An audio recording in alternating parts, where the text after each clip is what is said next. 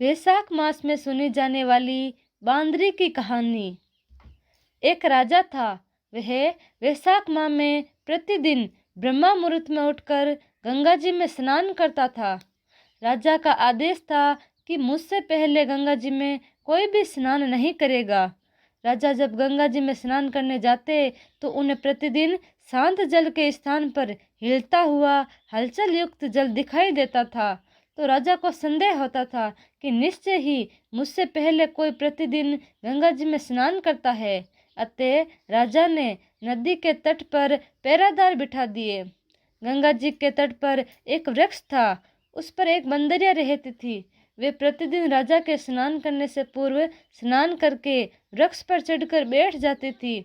इस प्रकार होते होते पूरा वैशाख माह व्यतीत हो गया, किंतु अंतिम दिन राजा के सिपाही ने देख लिया और उस बंदरिया को पकड़कर राजा के पास ले गए और कहा कि यह बंदरिया आपसे पूर्व प्रतिदिन गंगा जी में स्नान करती है। उधर राजा की प्रतिज्ञा थी कि यदि कोई स्त्री मुझसे पूर्व स्नान करती होगी तो मैं उससे विवाह कर लूँगा। इसलिए राजा को बांदरी के साथ विवाह करना ही पड़ा। वैशाख स्नान के पुण्य से बंदरी के गर्भ ठहर गया। 9 मास पूर्ण होने पर बंदरी ने राजा से पूछा कि शिशु जन्म के समय मुझे क्या करना चाहिए। तब राजा ने महल में एक घंटी लगवा दी और बंदरी से कहा कि जब तुम्हें दर्द हो तो उसे बजा देना, मैं संपूर्ण प्रबंध कर दूंगा। राजा की अन्य रानियां भी थी, उनकी कोई संतान नहीं थी। बांदरी को गर्भ है ये समाचार जानकर अन्य रानियां मन ही मन बांदरी से ईर्ष्या करने लगी और भावी संतान का नाश करने हेतु विभिन्न योजनाएं बनाने लगी। घंटी लगी देखकर एक रानी ने बंदरी से इसका कारण पूछा। बंदरी ने संपूर्ण वृत्तांत बता दिया। रानी ने बहकाया कि एक बार घंटी बजा कर तो देख कि राजा आते हैं या नहीं। बंदरी ने घंटी बजाई तो राजा दौड़े दौड़े महल में आए और घंटी बजाने का कारण पूछा। इस पर बंदरी ने उत्तर दिया कि मैंने तो रानियों के कहने पर घंटी बजाई थी। तब रानियों ने राजा से कहा, ये तो पशु और न जाने कितनी बार घंटी बजाएगी। इस प्रकार कहकर उन्हें घंटी को हटवा दिया। कुछ दिनों बाद बंदरी के शिशु जन्म का समय आया तो उसने अन्य रानियों से पूछा कि मैं क्या करूं। तब रानी ने कहा कि तुम आंखों पर पट्टी बांध कर सो जाओ।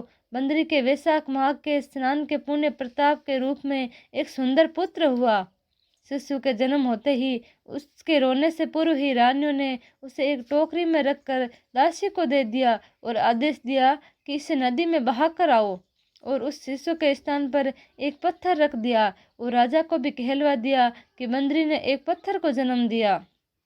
राजा ने सुना तो उन्होंने भी संतोष कर लिया कि जब दूसरी रानियों की संतान है ही नहीं तो ये तो बंदरी है, इसके क्या संतान होगी।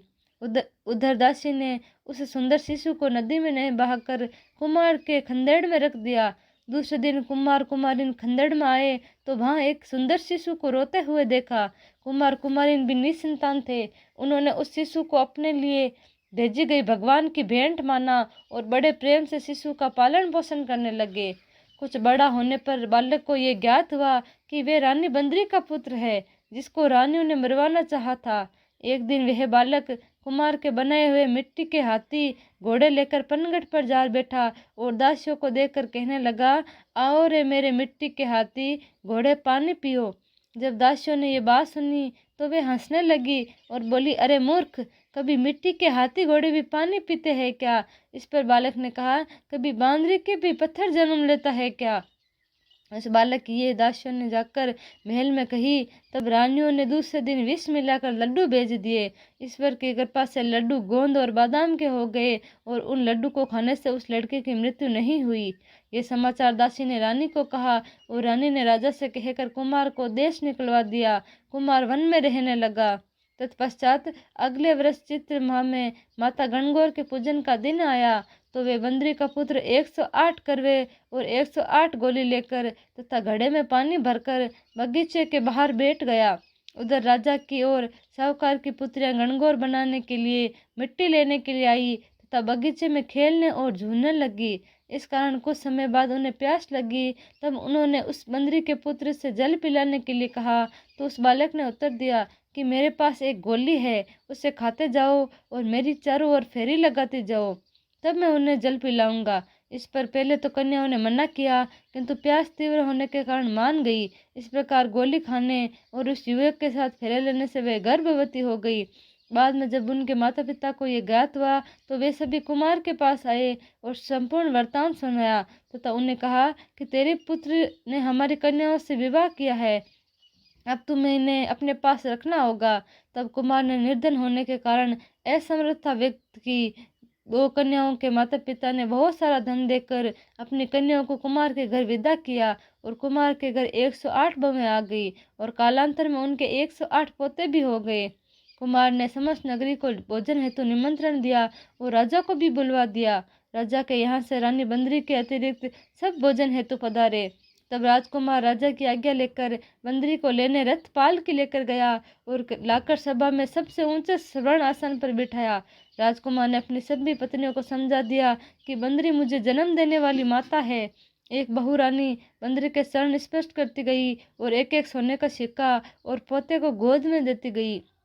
जब राजा और अन्य रानियों ने यह सब देखा तो कुमार के पुत्र से इसका कारण पूछा।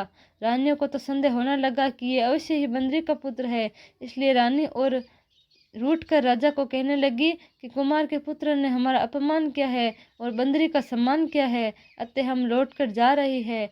इधर राजा को पुत्र के जन्म का संपूर्ण रहस्य ज्ञात हो गया था, इसलिए उन्होंने रानियों को देश निकाल दिया और अपने सभी पुत्र वधु और पोतों को लेकर महल में आया और राजकुमार का राज तिलक हुआ। कुमार कुमारिन को राजकुमार ने महल में रहने के लिए निवेदन किया, किंतु वह नहीं माने। तब राजा ने उन्हें ढेर सारा धन दिया। वैशाख मास का इतना महत्व है तो सबको वैशाख स्नान करना चाहिए। बंदरी ने वैशाख स्नान किया तो उसे राजा का राज्य, पुत्र, बहुएं आदि प्राप्त हुई है। ईश्वर जैसी बंदरी को पुण्य मिला, इस प्रकार हमें भी पुण्य दिया देना।